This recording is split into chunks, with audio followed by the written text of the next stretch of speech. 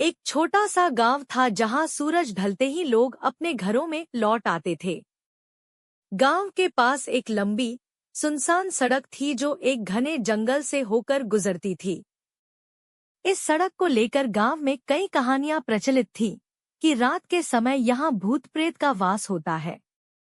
एक दिन राजू नाम का युवक देर शाम तक अपने दोस्त के घर बैठा रहा। बातें करते करते समय का पता ही नहीं चला और अंधेरा हो गया।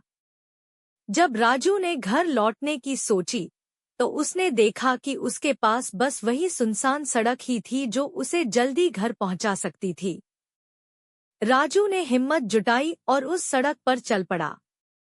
अंधेरा गहरा हो चुका था और चारों ओर सन्नाटा पसरा हुआ था। राजू ने सोचा कि अगर वह जल्दी जल्दी चलेगा तो जल्द ही गांव पहुंच जाएगा। चलते चलते उसे अजीब अजीब सी आवाजें सुनाई देने लगी। कभी पत्तों की सरसराहट, कभी किसी जानवर की आवाज। उसका दिल जोर जोर से धड़कने लगा। अचानक उसने देखा कि सड़क के किनारे एक बूढ़ी औरत खड़ी है। राजू थोड़ा डर गया, लेकिन उसने सोचा कि हो सकता है वह औरत भी उसकी तरह रास्ता भटक गई हो।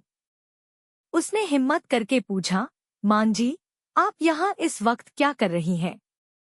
बूढ़ी औरत ने धीमी आवाज में कहा, बेटा, मैं भी घर जा रही हूँ, लेकिन यहाँ रास्ता भूल गई हूँ। क्या तुम मुझे अपने साथ ले चलोगे?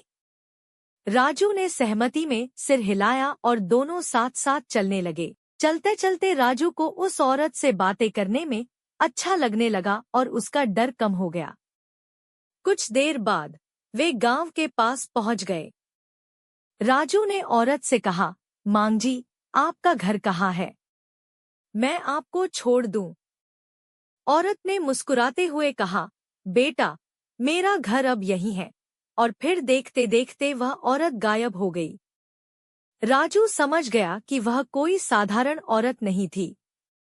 वह गांव पहुंचा और अपने परिवार को यह कहानी सुनाई।